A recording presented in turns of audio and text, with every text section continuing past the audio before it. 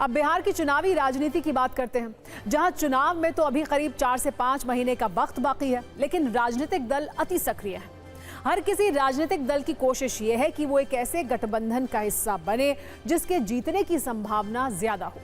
ऐसी ही एक कोशिश असदुद्दीन ओवैसी की पार्टी ऑल इंडिया मजलिस इत्तेहादुल मुस्लिमीन यानी AIMIM की तरफ से भी की जा रही है।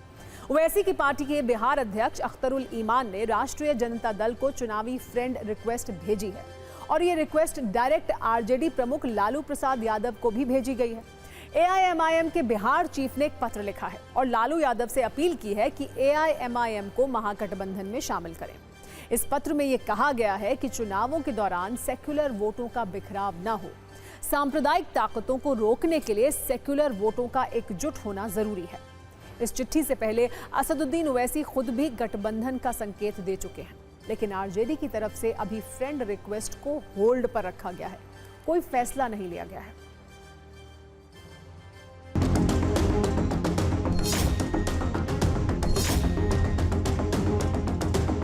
देखेंगे क्या होता, वो तैयार होते नहीं होते नहीं मालूम।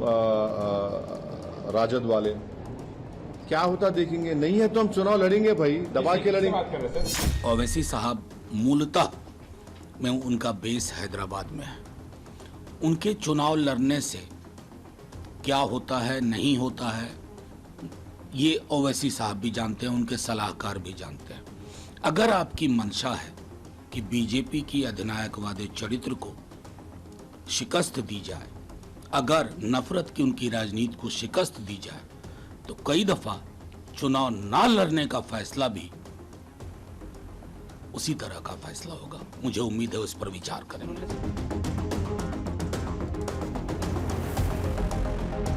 ये बात तो स्पष्ट हो गई कि भाजपा को साथ कभी नहीं दे रहे थे। भाजपा पर तोहमत लगती थी, NDA गठबंधन पर तोहमत लगती थी कि अरे इस ओवैसी साहब हैं ना, वो तो भाजपा को मदद कर रहे हैं। लेकिन अब जब लालू जी के साथ या राजद के साथ या ND के साथ वो हाथ बढ़ाए हैं तो स्पष्ट हो गया कि वो क्या करना चाहते हैं। उससे कोई फर्क नहीं पड़ेगा। मैं सोचता हूँ कि कोई भी फैसला होगा तो जो इंडिया गठबंधन है वो सामूहिक रूप से फैसला लेगा, कोई एक व्यक्ति या कोई एक पार्टी इसका फैसला नहीं लेगी। जब चुनाव आता है, चुनावी चौपाल जैसी सजती है वैसे ही कुछ जो है वो भूले बिसरे जो है लोग जो है वो अपनी दुकानें सजा लेते हैं और उस दुकानों में जो है वो किसी साथ जुड़ने की कोशिश करते हैं। Let's wait. जब 30% में जितना नूरा कुश्ती करना है, 70% हमारे पास। वैसे बिहार की राजनीति में ये चिट्ठी एक निर्णायक मोड़ बन सकती है, खासकर तब जब 2020 के बिहार विधानसभा चुनाव में 20 सीटों पर चुनाव लड़कर AIMIM को 5 सीटें मिली थी और कई सीटों पर AIMIM RJD की हार का कारण भी बनी थी। महागठबंधन के वोटों का बंटवारा न हो, इस लिहाज से AIMIM का ऑफर RJD के लिए अच्छा हो सकता है, लेकिन सवाल यह है कि महागठबंधन में पहले से 6 दल हैं। हेमंत सोरेन की झारखंड मुक्ति मोर्चा और मुकेश साहनी की विकासशील इंसान पार्टी भी इसमें शामिल होने वाली है। ऐसे में लालू यादव AIMIM की फ्रेंड रिक्वेस्ट एक्सेप्ट कर पाएंगे, इसके लिए थोड़ा इंतजार करना होगा। वैसे इन सब के बीच बिहार में वोटरों के री-वेरिफिकेशन का काम जारी है। चुनाव आयोग के आदेश के बाद बूथ लेवल ऑफिसर 26 जुलाई तक वोटर लिस्ट वेरिफिकेशन का काम खत्म करने की कोशिश कर रहे हैं। ऐसा दावा किया जा रहा है कि वोटर लिस्ट वेरिफिकेशन के बाद बड़ी संख्या में बिहार में मतदाता कम हो सकते हैं। लेकिन सवाल यह है कि चुनाव आयोग का क्या काम है, मतदान बढ़ाना या कम करना? चुनाव आयोग तमाम ऐसे उपाय करता है जिससे ज्यादा से ज्यादा वोट बढ़े। वोटर्स की सुविधा के लिए अभियान चलाया जाता है, वोट ज्यादा पड़े इसके लिए जागरूकता अभियान शुरू किया जाता है। लेकिन यहाँ मामला थोड़ा अलग है। चुनाव आयोग ने एक ऐसा फैसला लिया है जिससे वोटरों की परेशानी बढ़ी है और वोटरों की संख्या कम हो सकती है।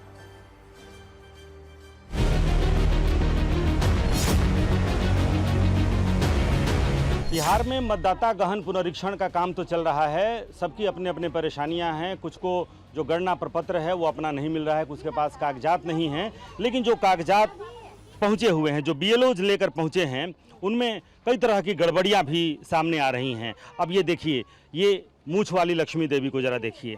मूछ वाली लक्ष्मी देवी मैं इसलिए कह रहा हूँ, देखिए ये बच्चे यहाँ पर हंस भी रहे हैं, लेकिन लक्ष्मी देवी नाम है और तस्वीर है किसी पुरुष का। अब इसमें से कैसे ये ढूंढेंगे? अब देखिए यहाँ पर BLO भी हैं, ये कैसे होगा ये मूछ वाली लक्ष्मी देवी? हाँ, सर छापने में तो गलती वहाँ ना किए होंगे, हम लोग तो यहाँ से सही भर के दिए, जो वहाँ ऑपरेटर लोग बैठते हैं वही लोग गलती करते हैं। ये भानुमति का पिटारा है और इसी भानुमति के पिटारे से आपको अपना, जिसमें ये तस्वीर लगी हुई है और आपका नाम दर्ज है, बाकी आपको फॉर्म फिलअप करना है, लेकिन ये तस्वीर है जो इलेक्शन कमीशन की तरफ से आया है। यहाँ पर अपना नवीनतम तस्वीर आपको लगानी है और ये आपको इस पिटारे से ढूंढ कर ले जाना है। सब कुछ दुरुस्त है कागजात? नहीं, जन्म प्रमाण पत्र ही नहीं है मेरे पास, तो कहाँ से उसमें लगाएंगे? तब कैसे होगा? तब तो नहीं हो, सरकार का ही घाटा है, वोट नहीं मिलेगा सरकार को।